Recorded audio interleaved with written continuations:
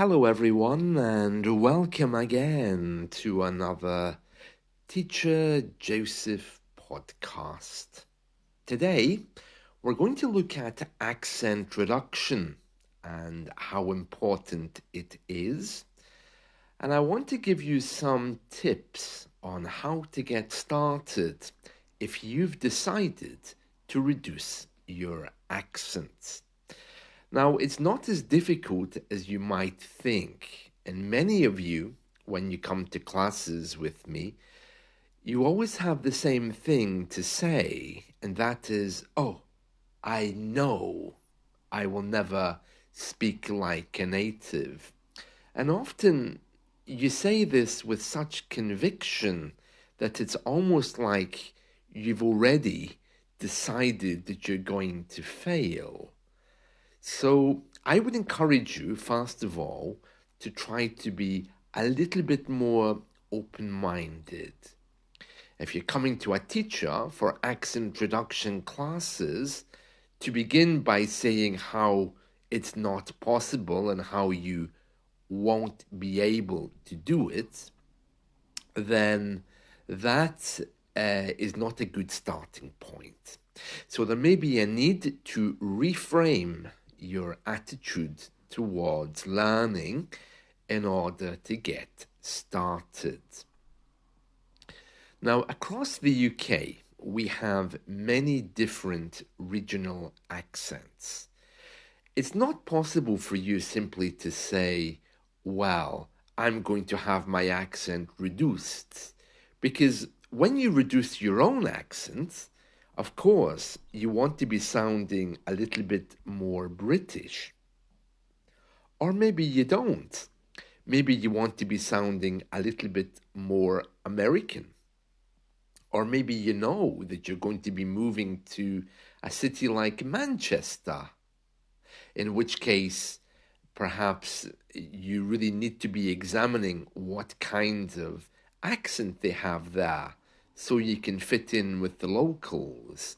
So it's not really possible just to say, I want to reduce my accents. You really need to know where you're going with that. Now, if you just want a standard British accent like the kind I have, or the kind you hear in the media, there's a few things that you need to know. First of all, the standard that I use and the standard that you hear in the media generally is from the south of England. It's from the London area. There is a really high form of that which the Queen used to use. It, of course, was known as the Queen's English, where everything had to be pronounced exactly, perfectly. That isn't really used very much anymore, and I don't think even the royals use it so much. However, the accent around the south of England and London is the kind of standardized version of that. So the Queen's English was formerly known as received pronunciation, and the Southern English accent remains kind of a standard today all across our media. Now, bearing in mind that most of our media probably comes, historically at least, from London, and because London is our capital, we can understand why that is a standard. But more and more, regional accents are encouraged on the media, and that causes a problem, not only for non-native speakers who are learning, but for us as well here in the UK. The man on TV a few days ago who was reading the weather was clearly from Wales, and I couldn't understand a word that he was saying. Many people were emailing the BBC saying, oh, it's great. They now have regional accents celebrated on there. But I was thinking, well, actually, it's not so great if not everyone can understand what he's trying to say. So it's not quite as straightforward as you might think. I was in a supermarket the other day, and someone came up to me trying to ask me to complete a survey. And he approached me, and I couldn't understand a word that he was saying. I'm not sure where he came from. He was almost certainly Scottish, but all I heard was, and I told him, I'm sorry, I don't understand the word you're saying. Could you speak a bit slower for me? And he just did the same thing. And again, I said to him, I'm really sorry, but I didn't catch any of that. The third time I caught part of it, he said, can you help me complete a survey for a few minutes? And then he continued. And I said, okay, I get the bit you want me to help you with a survey. What else? And then finally, I was able to understand what he was asking. It wasn't really embarrassing for me because I deal with people all the time where I have to ask them to repeat what they're saying. But for him, it was quite embarrassing, and he looked a little bit shocked that I didn't understand his words. Around here, in the UK, generally, I would say, when an older person is talking to a younger man, it's quite often to refer to him as son. Even though he's not a relative, it's quite common to say, sorry, son, I don't understand what you're saying. I'm really sorry, son. Can you repeat that? What did you say, son? It's kind of like a friendly, colloquial way of creating a space to talk to someone. Like in the supermarket, someone who's older than me might say, excuse me, son, your shoelace is untied, or you've dropped your bag. So I said to this boy, I'm sorry, son, I don't understand anything you're saying. He was quite embarrassed, but it did force him to speak clearly. And after I walked away, I could hear him telling his friend, that man didn't understand me. I hope my voice is okay. So I was really pleased that he noticed that he could speak better. Getting back to accent reduction, once you've decided on the accent that you're looking for, even if that's just a standard British or standard American, then you need to drill down a bit deeper and make sure that the media you're consuming is from the place that you want. If you're looking for a southern London style accent like mine, there's no point in running away to rent the movie Trainspotting, which has lots of Glasgow and Scottish accents. Likewise, if you're looking for some kind of standard American accent, there really is no point in trying to watch some kind of British TV show. There's a saying in Britain which says, you are what you eat. And let's assume, in this case, that you're consuming media. That's the verb we use when we talk about watching media. What we're really saying is that whatever media you're watching, you're ultimately going to be speaking like that as you develop your own accents.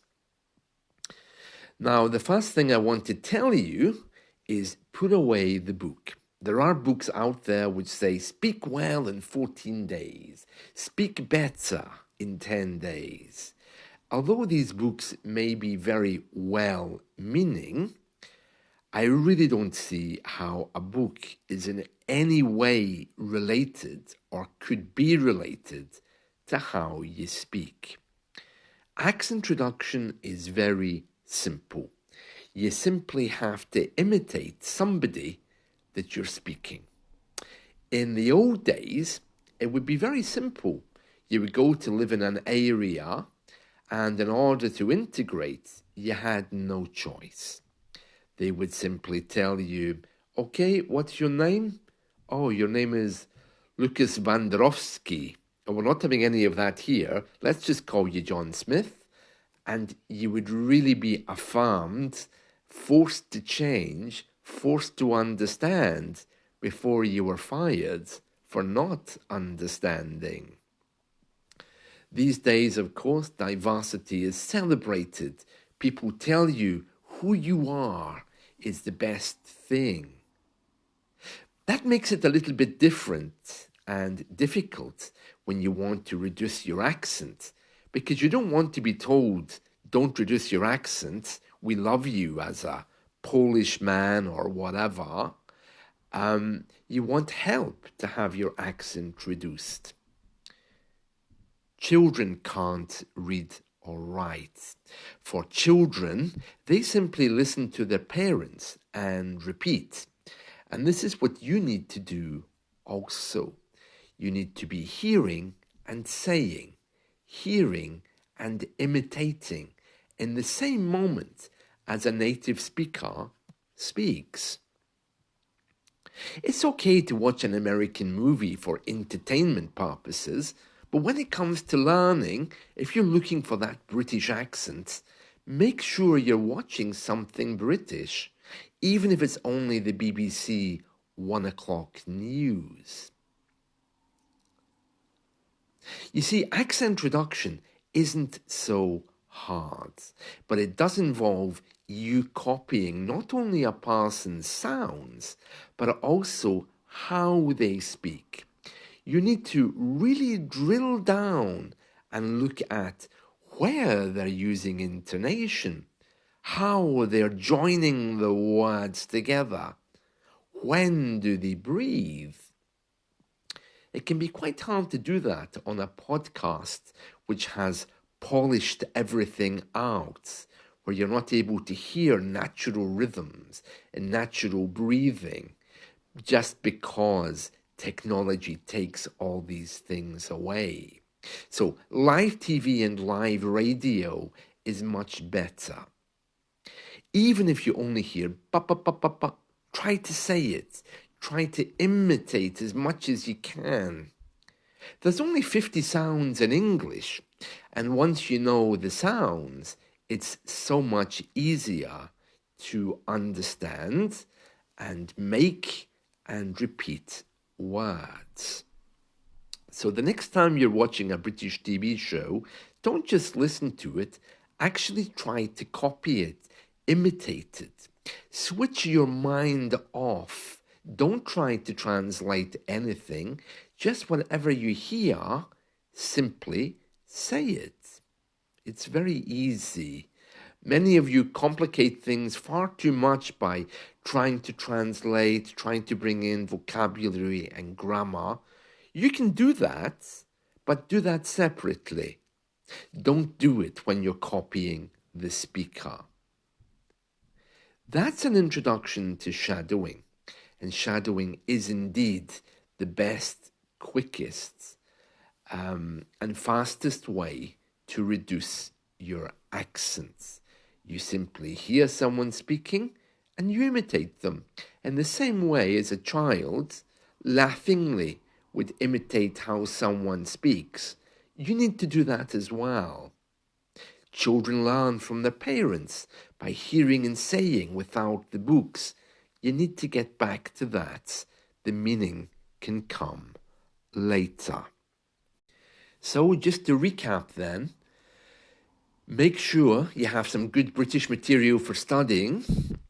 leave American material for entertainment purposes, if that's, the accent that you're trying to achieve, a British accent.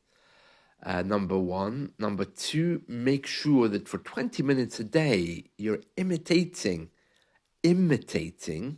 copying completely how someone speaks, not only with their sounds, but their intonation. Be an observer. Stand outside looking in to this person and how they speak. Excellent, excellent. Very good, very good. So that's almost it from me today. Just to tell you, if you were worried about Princess Catherine, she has been seen in a photo with her mother. So clearly she is a lot better than before. Actually, her uncle is going into the celebrity Big Brother house. I think he's in there already. And he's already started to make sarcastic and difficult comments about William and Kate. So all eyes are upon him, waiting to see if he's going to give away any family secrets. Or, as we say in English, to see if he's going to spill the beans. That means reveal any family secrets. I'll let you know what he says if he says anything fun or spectacular. Celebrity Big Brother is simply a TV show which exists in most Western countries at least, and they often round up celebrities and put them in there. Kate Middleton's uncle isn't a celebrity. He's only a celebrity because of who his niece is. And his niece, of course, is Kate Middleton. That's it from me. I'll be back tomorrow. Have a wonderful day. See you. Bye.